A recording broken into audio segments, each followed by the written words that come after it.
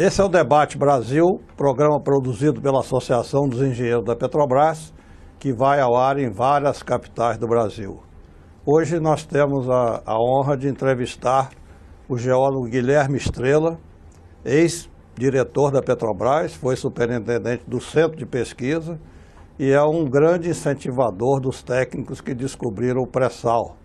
Também participou de uma descoberta magnífica no campo de Majnun, que é o segundo campo do Iraque, depois das multinacionais terem abandonado a área como sem petróleo.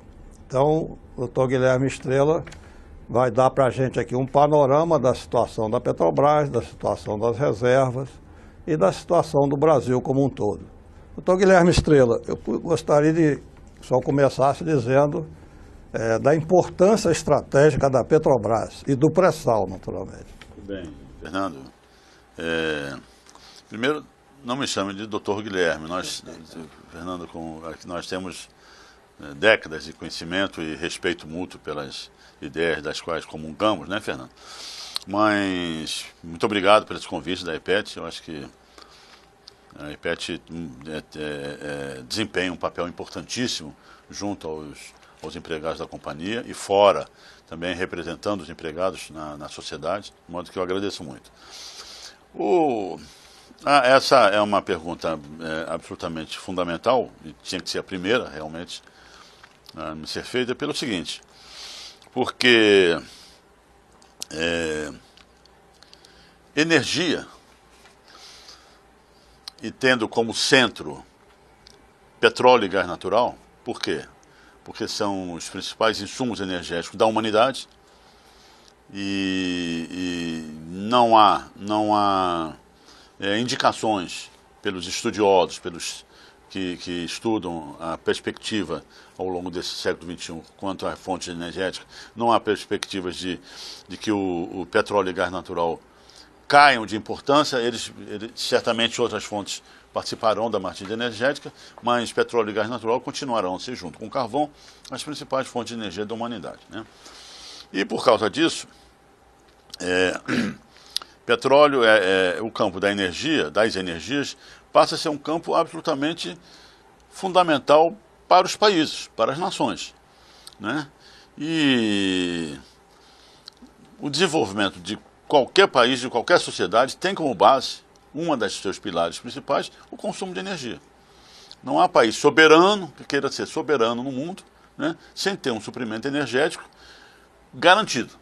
E isso é a história das grandes nações hegemônicas hoje na humanidade, em todo o cenário geopolítico mundial. Então, tínhamos nós no Brasil um país continental, né, um país com perspectivas gigantescas de crescimento, né, um país rico, né, em termos de povo, em termos de recursos hídricos, por exemplo, né, somos dos maiores produtores de alimentos do mundo, mas tínhamos um calcanhar de Aquiles, né, que era o suprimento autônomo e dentro do território nacional da energia que nos propiciasse uma autonomia de decisão estratégica na construção de um projeto de país soberano e inserido geopoliticamente no mundo de uma forma que nos é inescapável. O Brasil será um protagonista geopolítico na cena mundial nesse século XXI. Mas tínhamos essa dificuldade até 2002, 2003, né? 2004 até, no que respeita ao suprimento doméstico de petróleo e gás natural. Muito bem, conseguimos uma autossuficiência em 2006, mas foi uma autossuficiência que já naquela época nós prevíamos como temporária, porque era baseada em novos campos da Bacia de Campos e velhos campos da Bacia de Campos. Campos que, como todos sabem, né, como é natural, declinam sua produção de uma forma acelerada a partir do quinto ano de produção. Então, atingimos momentaneamente uma situação confortável em termos de suprimento de petróleo e gás natural, mas já tínhamos a certeza de que aquilo era temporário, né? Que logo nós íamos perder essa segurança energética, vamos dizer assim. Muito bem. Entra o pré-sal e resolve essa parada, né? Então, o Brasil tem hoje, no campo de petróleo e gás natural, e é importante dizer também que o pré-sal tem muito gás, o óleo do pré-sal tem muito gás, e esse gás é rico em matéria-prima para fertilizantes e petroquímica. Então, as reservas de pré-sal são absolutamente estratégicas para o Brasil e nos dão uma segurança energética ao longo desse século XXI. Então, segurança energética e alimentar, né? Porque segurança energética e alimentar, tem toda a razão. E na área da petroquímica também, nós tivemos problemas de suprimento de insumos petroquímicos básicos para algumas empresas, né? Porque o gás de Campos é pobre, né? E é um gás mais seco, mas não é tão rico quanto o gás do pré-sal nesses insumos básicos para a indústria, tanto de fertilizantes como petroquímica. Então, o Brasil hoje se encontra numa situação muito confortável. Nós podemos desenhar o país que queremos como sociedade, como nação, né? Para o século XXI, tendo a parte de energia, tendo essa área de energia absolutamente dominada e segura para as nossas pretensões. Bem, recentemente foi publicado o balanço da Petrobras com um déficit aí da ordem de 34 bilhões. Fundamentalmente esse déficit foi provocado por algumas mexidas contábeis, né? Algumas estimativas de redução de ativos que nos pareceu um pouco exagerado até para o mercado, né? Por exemplo, nessa reavaliação de ativos, se reduziu as reservas brasileiras para 13,27 bilhões de barris, quando nós sabemos que só o Campo de Franco tem 10 bilhões, o Libra tem 15. Quer dizer, há uma diferença aí entre as reservas possíveis já descobertas e essa reserva provada, que é fruto de uma burocracia internacional, né? Você podia dar uma palhinha disso aí para a gente? Não, é preciso que se entenda também, Fernando, você tem toda a razão no que falou, mas também é preciso que se entenda que balanço é um documento contábil. Isso. Né? E eu não sou contabilista, não sou economista, mas de qualquer forma é um documento contábil com uma visão absolutamente imediatista e pontual, né? Então, a gente lendo o documento que foi publicado pela Petrobras, a gente vê que a empresa teve um desempenho extraordinário, um desempenho operacional extraordinário, né?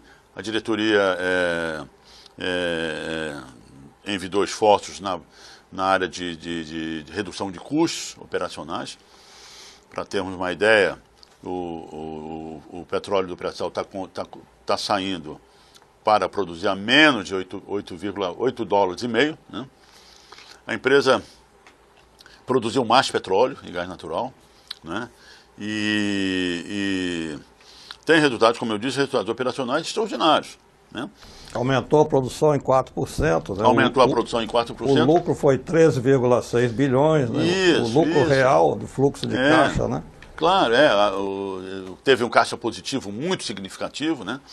E importante, né? No que respeita à dívida, a diretoria fez um trabalho também elogiável de prolongamento do perfil dessa dívida, aumentou um ano e pouco, né? No período médio de dívida, de modo que só tem notícias boas, né? Mas, e eu estou falando isso porque eu li opiniões, né? Mas o modelo contábil que foi adotado, né, penaliza e deteriora esses resultados operacionais muito expressivos com a introdução de perdas, né, de déficits de ativos, né, que são reavaliados, e são reavaliados numa situação de custo, de preço muito baixo de petróleo, quer dizer, que a gente sabe que é variável, né? Então, não sei quais foram as razões que levaram à colocação dessas perdas, né? desses déficits, essas baixas de ativos. Inclusive, foi feito em fevereiro do ano passado, né, quando estava aquele impasse do balanço, foi feita uma série de baixas de ativos. E agora, 47 bilhões a mais. As notícias, as observações que eu tenho lido, é que essas baixas não são compensadas por outros ativos que são muito mais valorizados, que se valorizaram no período muito expressivamente. Quer dizer, e que compensariam tranquilamente essas baixas, está entendendo? Quer dizer, sob o ponto de vista contábil, né? Então isso agora, o que acontece é o seguinte, essa é uma notícia que impacta o chamado mercado grandemente, né? Impacta o valor da companhia, quer dizer, deprecia o valor da companhia, e o que é muito inconveniente, num momento em que a companhia sinaliza com venda de ativos, né? Quer dizer, ela sinaliza, e certamente isso impacta também muito negativamente, deprecia muito os seus ativos, né? Então, eu acho que já hoje ali nos jornais, na imprensa que tem enfim, gente reclamando, né? Eu acho que essas coisas têm que ser esclarecidas, identificando as causas e explicando as causas porque pelas quais que comandaram, vamos dizer assim, a elaboração do balanço, para que a sociedade como um todo, né, e os seus acionistas se esclareçam a esse respeito, para entenderem bem qual foi a intenção da construção desse balanço de acordo com esse modelo contábil. Aí isso puxa um outro ponto, né, que os inimigos da Petrobras Nacional, né, que fazem o trabalho de entregar o nosso petróleo para o cartel do petróleo, falam que a Petrobras tem uma dívida de 100 bilhões de dólares, uma dívida líquida, ela tem 120 de dívida e tem em caixa 20 bilhões. Então seria uma dívida líquida de 20 bilhões de dólares. Isso assusta, isso inviabiliza a Petrobras, na sua opinião? Não, de maneira nenhuma, porque a empresa... Primeiro vamos esclarecer o seguinte, essa queda brusca e muito acentuada do preço do petróleo internacional atingiu todas as empresas petrolíferas. Não teve empresa petrolífera que tivesse, de porte pelo menos, como a Petrobras, que tivesse saído isenta e ilesa dessa crise. Então, é uma realidade. Muito bem. Mas o que acontece é que a Petrobras tem características que a diferenciam do restante das empresas, né? É uma empresa que tem um nível de produção muito elevado, né? E tem reservas absolutamente robustas, né? E são as reservas, repito, diferentemente das grandes empresas internacionais que lutam, que não tem, como a Petrobras teve nos últimos anos, um crescimento tão expressivo de reservas, né? São as reservas que lastreiam a financiabilidade da companhia, né? Então, não pode haver dúvida, e não há dúvida.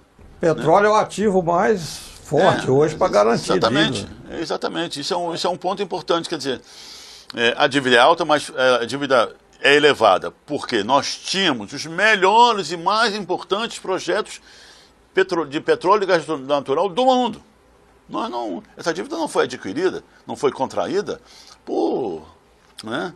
É uma dívida para investimento e que traz retorno, né? Claro, absolutamente inegáveis, né? Inquestionáveis. Então, se qualquer outra empresa do mundo, naquela época, né, em que essa dívida foi contraída, né, tivesse o pré-sal na mão e tivesse o mercado brasileiro na mão, né, toda a infraestrutura de distribuição de energia por esse país, principalmente de gás natural, né, qualquer empresa que estivesse na situação da Petrobras faria esses investimentos, quer dizer, contrairia essa dívida para que esses investimentos, que estão localizados principalmente nas suas bases de sustentação estratégica a longo prazo, fossem realizados, né? Então, temos que considerar isso, esse é um ponto, né? Mas que a empresa tem todas as condições, o lastro necessário para que essa dívida seja renegociada. Repito, a diretoria atual fez um trabalho elogiável de alongar o perfil da dívida. Então temos que alongar mais o perfil da dívida. A de curto prazo já está mais ou menos coberta pelo acordo de cooperação com os chineses aí, né, enfim, não. E agora é necessário que nesse trabalho, por ser a empresa de interesse nacional e de segurança nacional, é necessário, na minha visão, aconselhável que tenha o governo também participando disso, porque, né, principalmente na área dos BRICS, né, para que a gente consiga, com o alongamento do perfil da nossa dívida, da Petrobras, trazer uma tranquilidade econômica e financeira para a empresa que não exija medidas absolutamente ortodoxas, como vender ativos, principalmente ativos no mercado brasileiro. Inclusive você tocou num ponto importante. Os BRICS têm um banco, né, de desenvolvimento com 100 bilhões de reservas para isso mesmo. E dois componentes dos BRICS. A China importa 6 milhões de barris por dia e a Índia 3 milhões. Então ele tem interesse em fomentar o desenvolvimento do petróleo no Brasil. Certamente, quer dizer, isso é importante, esses pontos que você colocou, porque os BRICS não são somente claro que tem uma base econômica, mas tem uma base política também. Quer dizer, a Constituição dos BRICS tem um significado geopolítico nesse século XXI absolutamente importante, porque são países extremamente importantes, né? Como China, Índia, Rússia, Brasil e África do Sul, né? Então, e você disse muito bem, de todas essas economias, dentre as maiores do mundo, dois são importantíssimos importadores de energia, China e Índia, né? E o Brasil, se associando, fazendo parte desse grupo geopolítico importantíssimo no mundo do século XXI, cada vez mais importante ao longo do século XXI, até porque, tenho que abrir um parênteses, trabalhos do nosso vice-presidente nos BRICS, Paulo Nogueira Batista, tá? Ele explana isso com muita tranquilidade e precisão, quer dizer,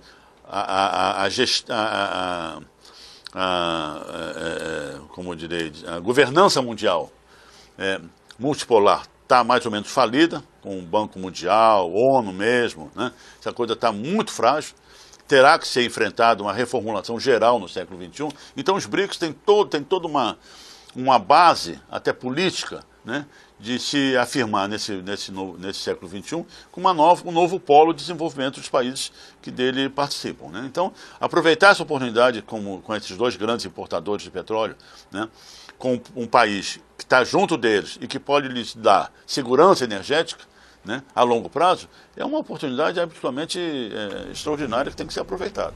Nós vamos para o intervalo agora. Eu vou deixar uma pergunta para o próximo segmento, que seria o projeto do senador José Serra, que tira a Petrobras de operadora única. Voltamos já já.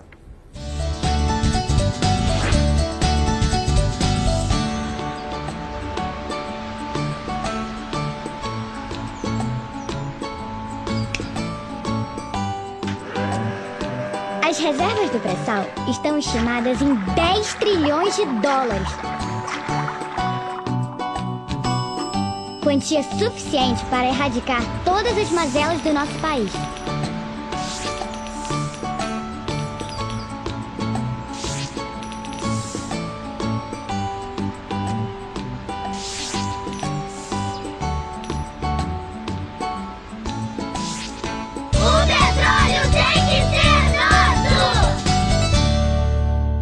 Esse é o programa Debate Brasil, produzido pela Associação dos Engenheiros da Petrobras, hoje entrevistando o geólogo e ex-diretor da companhia, Guilherme Estrela.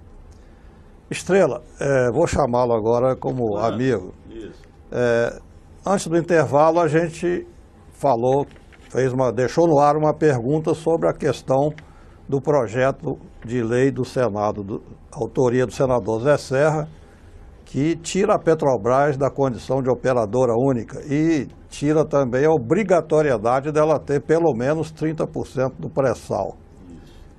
Embora estivesse 70% à disposição das multinacionais, mesmo os 30% querem tirar da Petrobras. O que você falaria sobre esse projeto de lei aí, que coberto de falácias, para sua justificativa? Muito bem.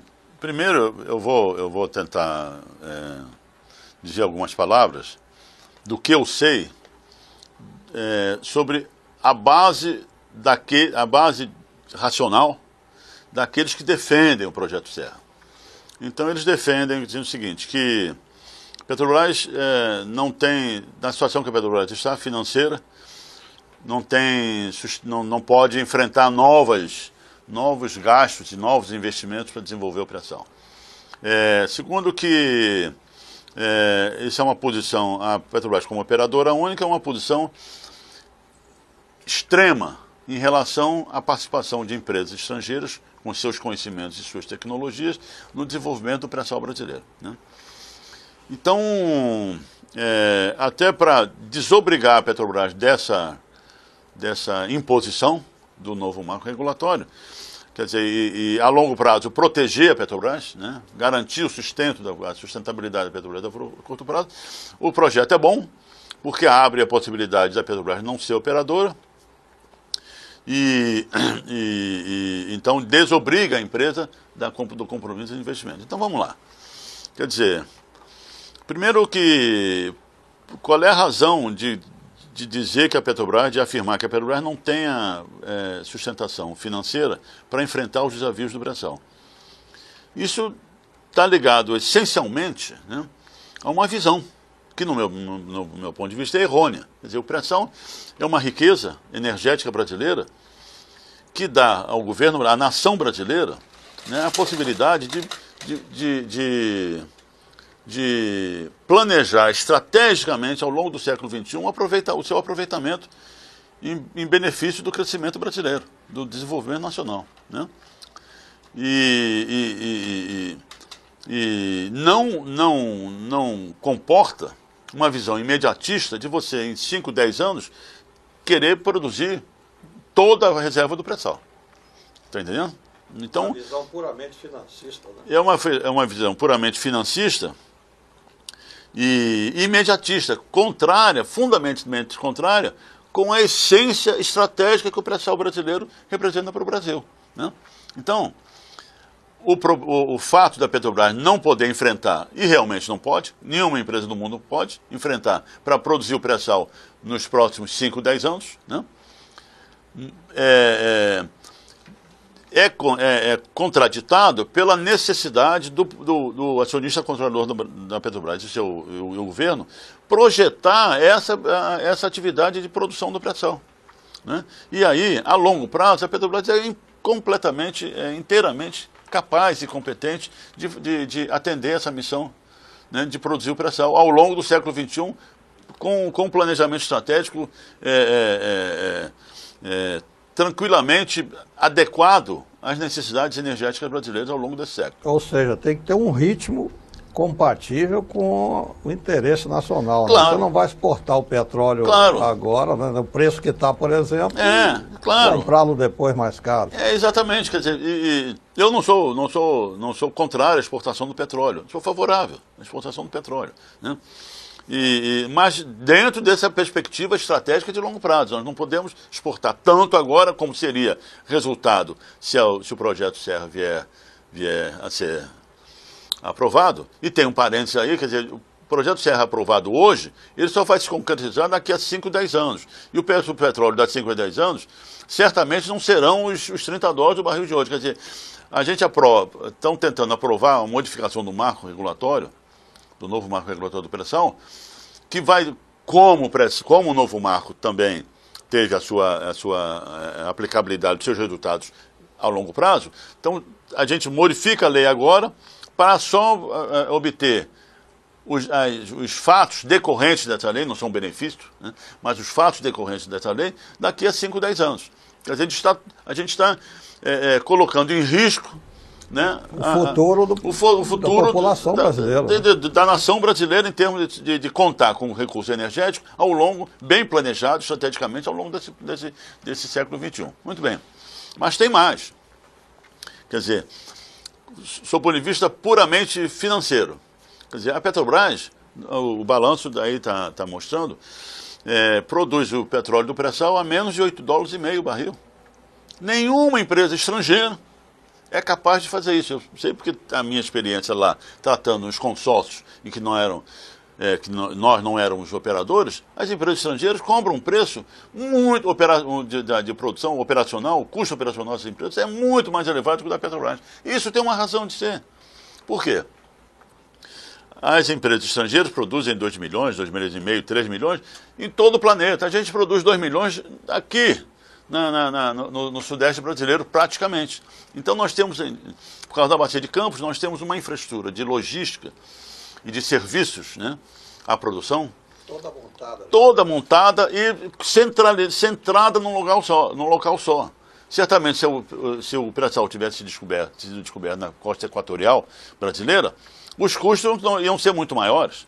Né? Mas aqui não, nós descobrimos onde nós já temos uma infraestrutura toda instalada, toda preparada,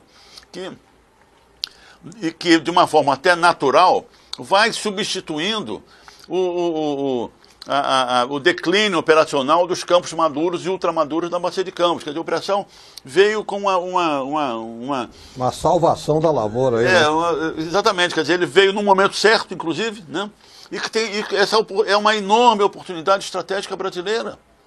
Né? Então, financeiramente, inclusive, a Petrobras, como operadora única, ela é muito mais barata e, por isso, muito mais benéfica à nação, ao povo brasileiro, à sociedade brasileira, do que uma empresa estrangeira que vai cobrar muito mais caro. E segura, né? Porque você vê a operadora perfuradora, que as empresas petrolíferas não perfuram poços, elas contratam. Isso. Né? E a British Petroleum contratou a Transocean para furar no Golfo do México, deu um desastre. A Chevron contratou para furar o campo de Frade, deu outro desastre.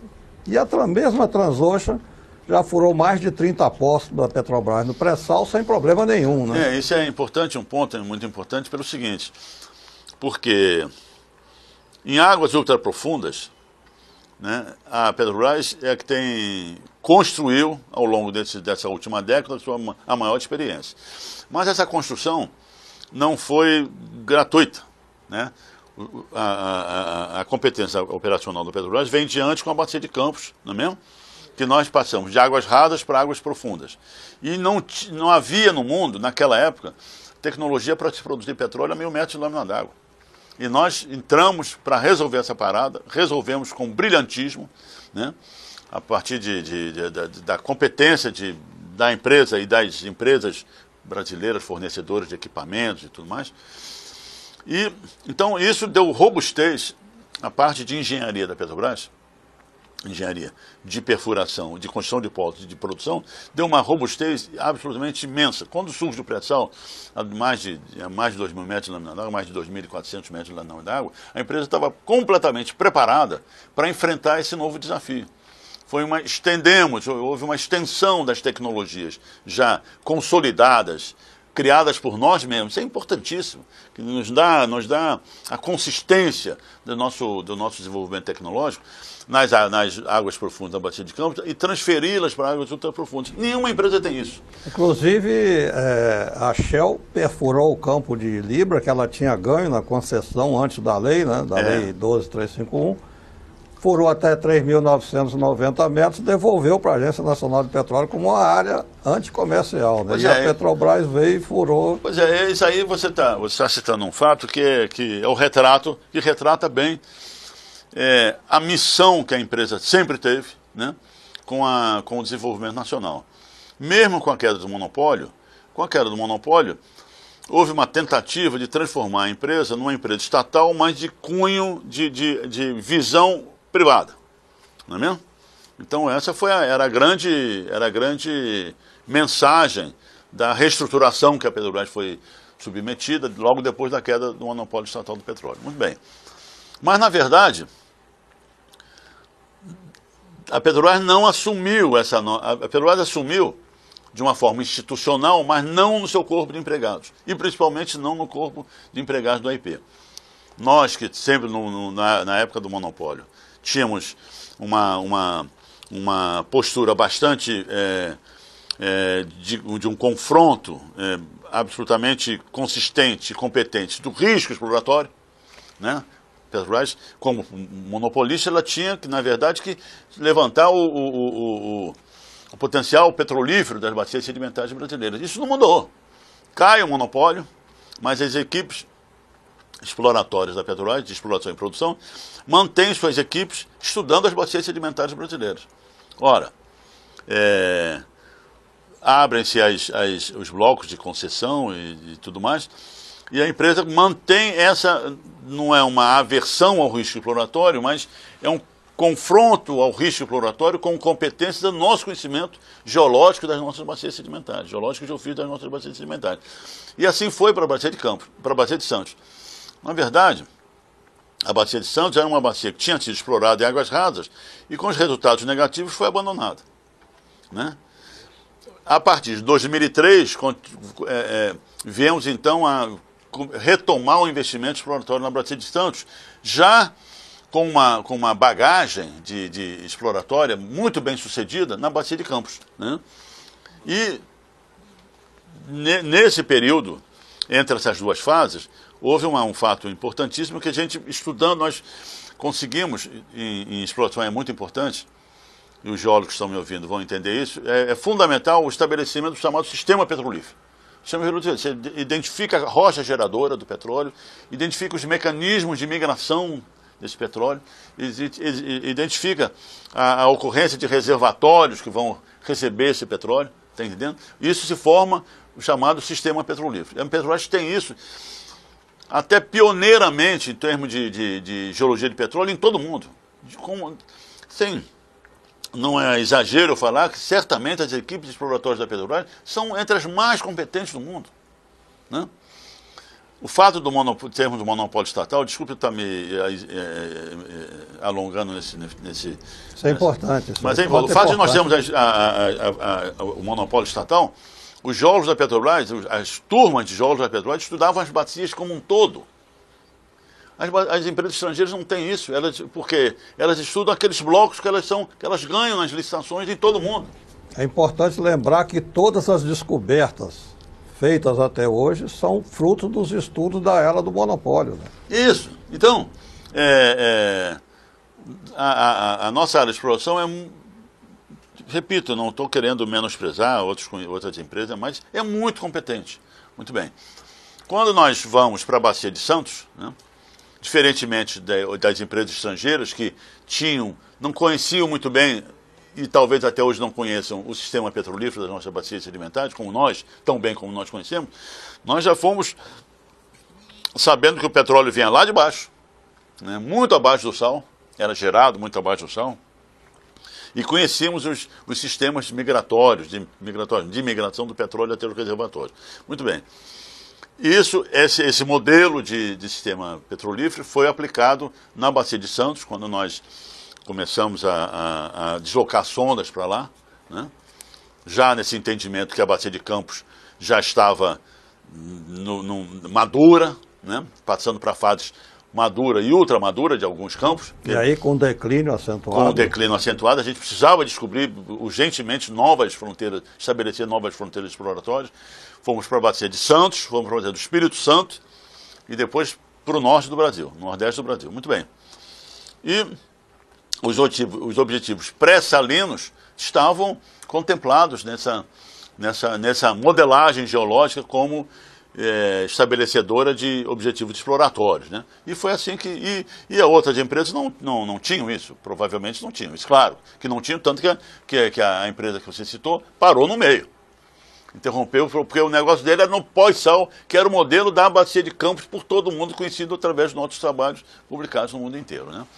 E aí nós, quando iniciamos a pesquisa nos reservatórios pré-salinos, tínhamos já essa concepção científica, geocientífica, do modelo do sistema petrolífero eventualmente presente na Bacia de Santos, que depois foi comprovado.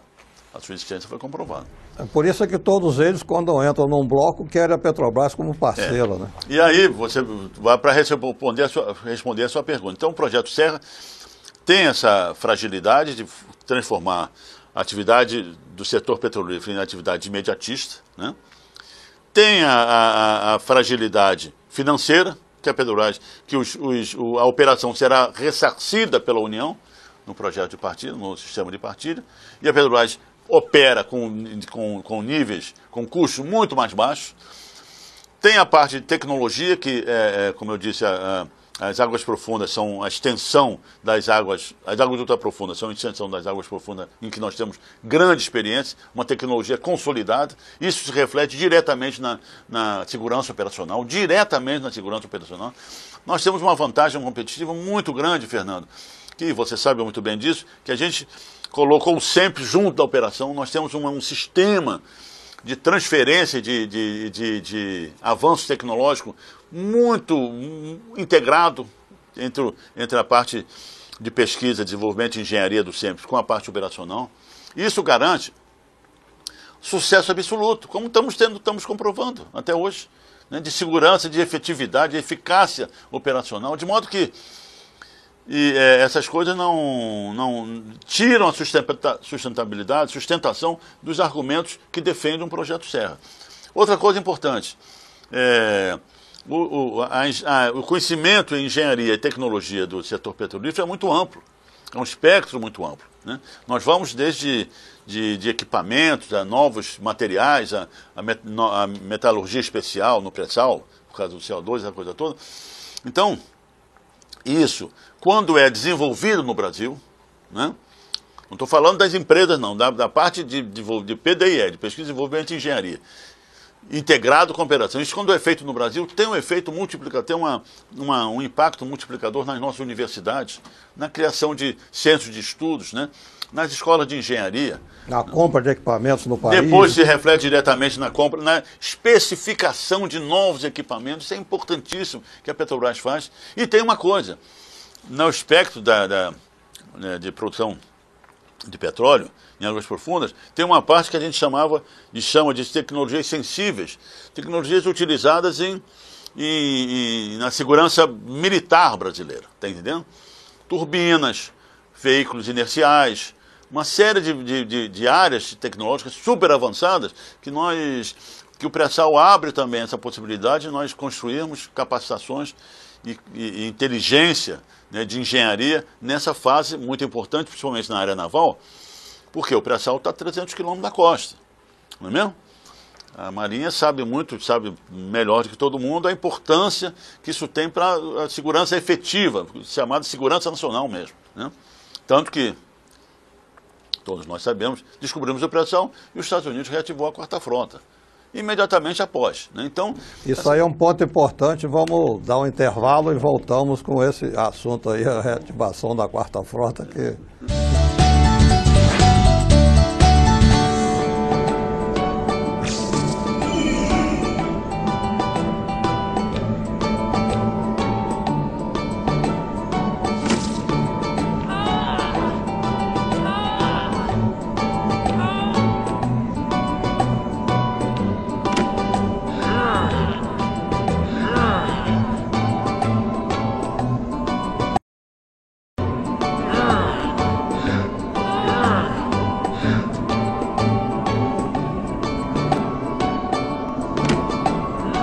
Melhor fazer menos esforço para alcançar seus objetivos?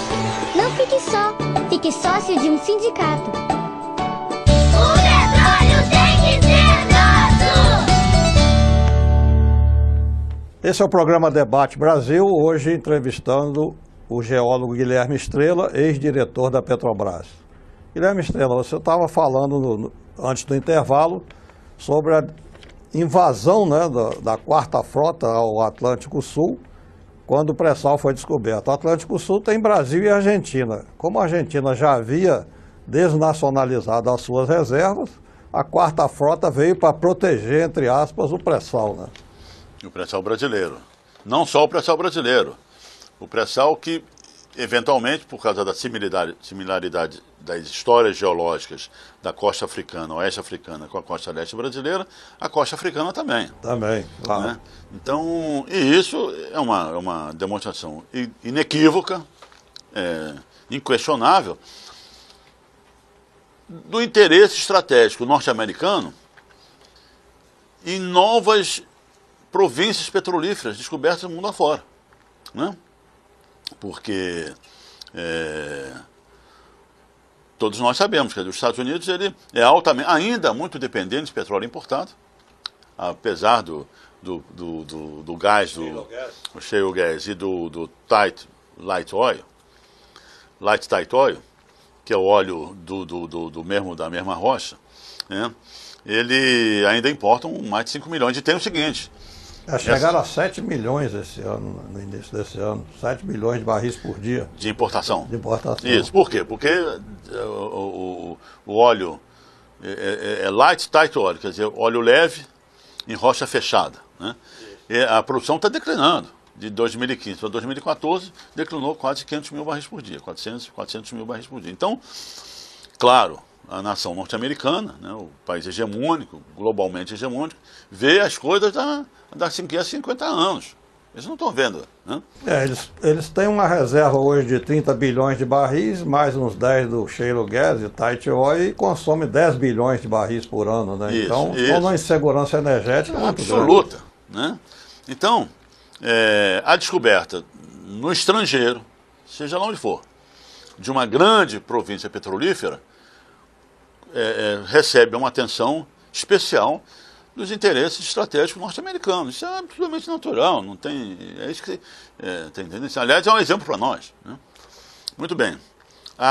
Então, eles imediatamente reativaram a quarta frota para quê? Para que qualquer, vamos dizer, iniciativa de qualquer país que contrariem contratos realizados com empresas norte-americanas ou empresas norte-americanas e europeias e tudo mais, né?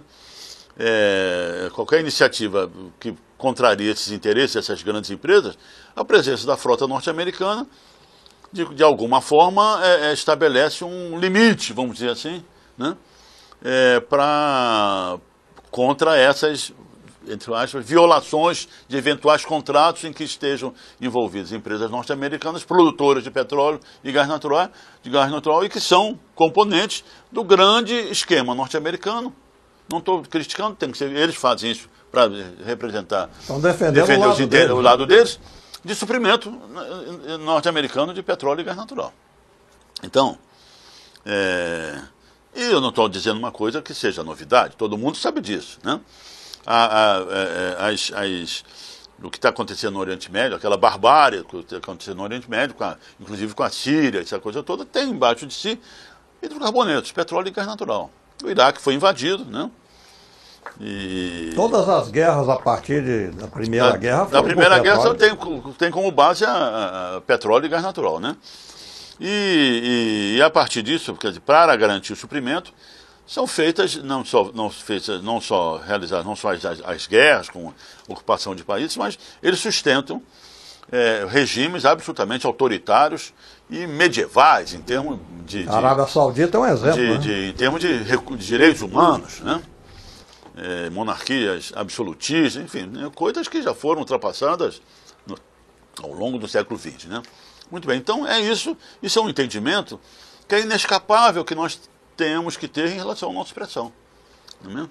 E a presença de empresas estrangeiras, e vou dizer mais, porque a posição de operador é muito importante, porque no setor petrolífero mundial, o operador, ele se sente dono do negócio. Não há outra expressão que possa ser empregada nesse caso. O operador, ele tem a consciência, isso faz parte da cultura do setor petrolífero. O operador é o dono do negócio, né? Mesmo que num sistema de partilha, em que os governos são os proprietários do petróleo, mas de qualquer maneira a presença do operador ali, ela é imexível. É difícil você interferir numa situação em que tem uma empresa estrangeira como operadora. E é estratégico, né? Porque as operadoras estrangeiras reclamaram com a lei de partilha porque a Petrobras, como operadora, compra no Brasil. E eles iam deixar de gerar emprego nos seus países. Isso, né? Mas provavelmente também alguma coisa a mais. Quer dizer, qual foi o grande interesse que eles quando viram que a partilha ia passar, o que é que fez? fizeram os representantes dessas empresas no Brasil? Bom, passa a partilha, mas cai a operação única. Que é na operação única que os caras se estabelecem. Definitivamente se estabelecem. Não é mesmo? Com esse poder, eu diria, dentro do setor petrolífero, um poder político, né, de mandar no negócio. Essa é a grande... Por quê? E por que no pré-sal, especialmente, essas empresas têm interesse? Por quê? Coisa interessante. Águas profundas são a última fronteira exploratória do planeta, geológica do planeta, para petróleo e gás natural. Né? Isso é um ponto importante.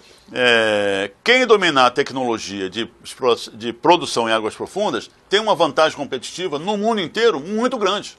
Então, para essas empresas que operam mundialmente, é fundamental que elas participem de um projeto, como operadoras, de um projeto de águas profundas produtivo. E é na operação que você gera tecnologia. É na operação que você gera tecnologia, conhecimentos básicos, experiência operacional para segurança operacional, está entendendo? Então, e o pré-sal brasileiro é essa oportunidade para essas empresas. A Shell abandonou o Ártico, deu lá, né? Quer dizer, águas rasas e águas profundas no mundo estão praticamente esgotadas. A nova fronteira é águas ultraprofundas que vão até 3 mil metros de lâmina d'água quando é o sopé do talude. A partir daí não tem mais bacia sedimentar, não há mais prospectividade de petróleo. Então, o pré-sal tem essa dimensão assim, também altamente atrativa e estratégica. Não é só pelo petróleo que está lá embaixo. É pela oportunidade de desenvolver tecnologia e competência operacional para atuar em águas profundas no mundo inteiro. E tem outra coisa, no que respeita à bacia do Atlântico Sul, do ponto de vista geológico, são as rochas do pré-sal. Fernando, quando nós descobrimos o pré-sal, as rochas não eram conhecidas, geocientificamente muito pouco conhecidas. A Petrobras é hoje que detém a maior competência geocientífica no estudo dessas rochas. Isso é diretamente aplicado na engenharia de reservatórios, que vai definir os sistemas de produção, o modelo, os projetos de produção e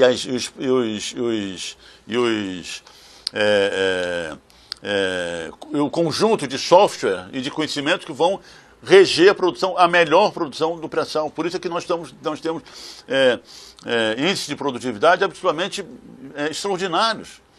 Os poços que nas primeiras abordagens eram para produzir poucos milhares de barris por dia, hoje produzem 10, 20 mil barris por dia. Foi essa vasta experiência de diversidade que fez o Brasil, vocês descobrirem no Iraque, numa área que já estava abandonada pelas outras empresas. Então hoje aqui verdade, o pré-sal, com esse conhecimento que tem, com esse profundo conhecimento dessa rocha diferente, a Petrobras tem muito mais condição técnica. Tem condição técnica, segurança operacional, financeira, né? E a segurança mesmo de você ter no Brasil uma empresa brasileira. Fomos nós que descobrimos. Como você falou, quais foram as descobertas das empresas estrangeiras no Brasil?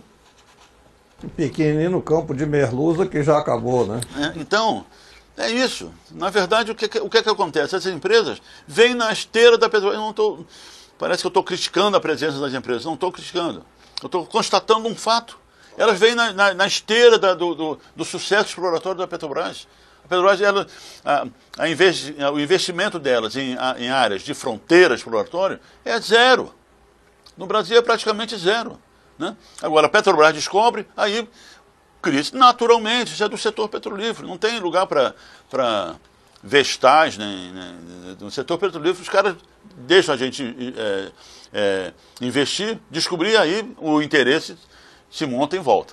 Mas a insistência das empresas estrangeiras em não permitirem que a Petrobras seja operadora única é por isso. Isso vai lhe dar uma vantagem, um salto que só a Petrobras tem, uma competência que só a Petrobras tem. Outro dia eu estava falando numa entrevista que, além de tudo isso que você falou, desenvolvimento da tecnologia, compra de equipamento nos países, tem um ponto aí que também é muito sensível, é que os 2 focos de corrupção na produção mundial são o superdimensionamento dos custos de produção. Quer dizer, uma empresa compra um sistema por 2 bilhões e declara 3, ela é ressarcida em petróleo.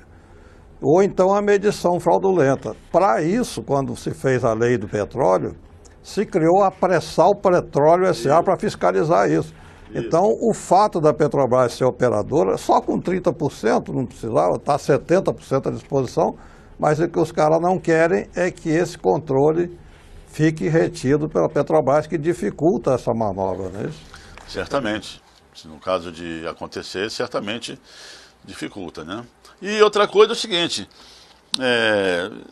não nos estamos isolando do mundo. A participação com 70%, né, das empresas estrangeiras ou brasileiras ou privadas brasileiras dá a oportunidade de eles participarem, né? Por que implicar com os 30%, né? Por que implicar com tão pouco, né? Isso. É isso, porque ali reside a grande diferenciação, né, entre operadoras e não operadoras, do ponto de vista científico, tecnológico, compra de equipamentos, né? Enfim, tudo adianta, o espectro é muito amplo de aplicação, inclusive nas áreas, como eu disse, nas áreas de tecnologia sensível. Inclusive, há um fato imediato, né, que há algum tempo a ANP concedeu à Shell a extensão do campo que ela descobriu lá de Gato do Mato, que ele é contíguo a uma área da União ainda não licitada. Sim. Então a ANP concedeu a título de unitização que a Shell produzisse os dois campos. E aí nós fizemos uma publicação e mandamos para a ANP, mandamos para o Ministério, dizendo que isso não poderia acontecer porque a Petrobras é operadora única do pré-sal. Se um campo é do pré-sal, a Petrobras é operadora e não pode ser a Shell. E aí a ANP voltou atrás, entregou o assunto para pré-sal petróleo.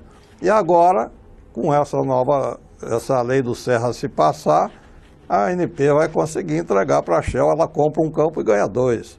E aí tem o campo de Carcará, que está nessa mesma situação, e que infelizmente o presidente da Petrobras está falando em vender. É um campo de alto potencial e que ainda tem uma área contígua. E falando nisso, eu queria ouvir agora a sua opinião sobre venda de ativos, que o presidente está pensando aí, está tentando fazer, no momento em que os ativos de petróleo estão desvalorizados pela baixa internacional de petróleo, que, ao meu ver, é temporária, né? Não, certamente, né? Os ativos da companhia, quer dizer, eles são... A importância dos ativos da Petrobras são os ativos brasileiros, né? Porque... principalmente do pré-sal, né? Tanto os ativos básicos, que são os campos de petróleo e gás natural, né, quanto os ativos do mercado brasileiro, de suprimento e de distribuição do mercado brasileiro. Por quê? Porque é um país continental, né?